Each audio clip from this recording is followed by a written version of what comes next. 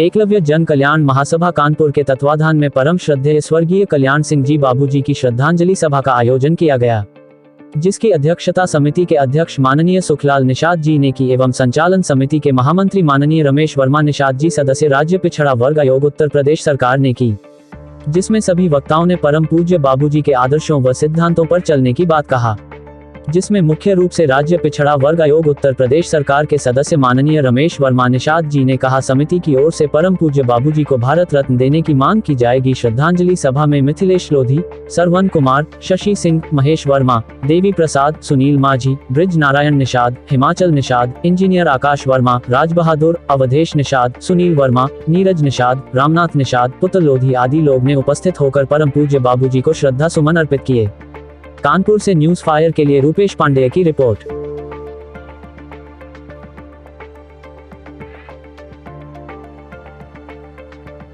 किस उद्देश्य रखा गया? जैसा कि सर्वविदित है कि 21 अगस्त को पूर्व मुख्यमंत्री श्रद्धेय कल्याण सिंह जी का आकस्मिक निधन हुआ और आज हम लोगों ने बाबूजी की श्रद्धांजलि देने हेतु ये सभा रखी थी एकलव्य महासभा के तत्वाधान में।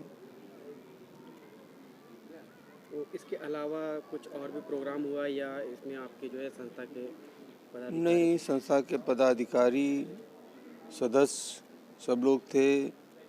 हम लोगों ने उनकी जो भी स्मृतियाँ थीं उनको साझा की। कुछ स्मृतियाँ थी राम मंदिर के नींव के पत्थर थे बाबूजी।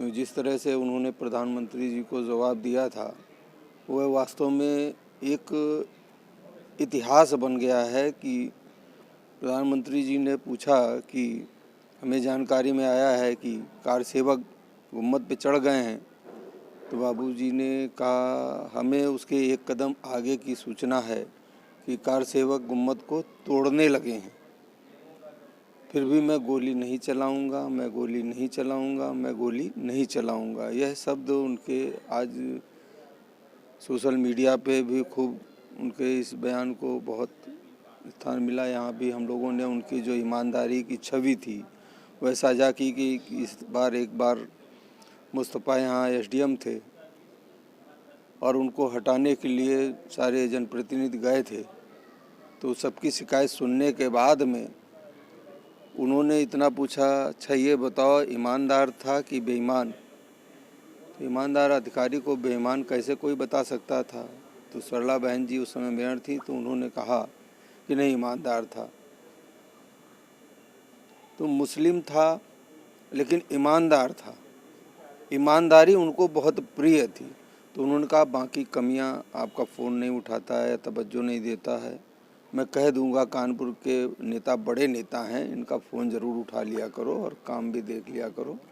तो बहुत सहजता से उन्होंने इनकी शिकायतों को ध्यान में रखते हुए किस तरह से एक ईमानदार अधिकारी के सुरक्षा कवच बने, इसलिए ईमानदार अधिकारी उनकी आज भी बहुत इज्जत करते हैं। पूर्व मुख्यमंत्री जी के स्वर्गवासी होने के बाद से उत्तर प्रदेश में क्या हुआ?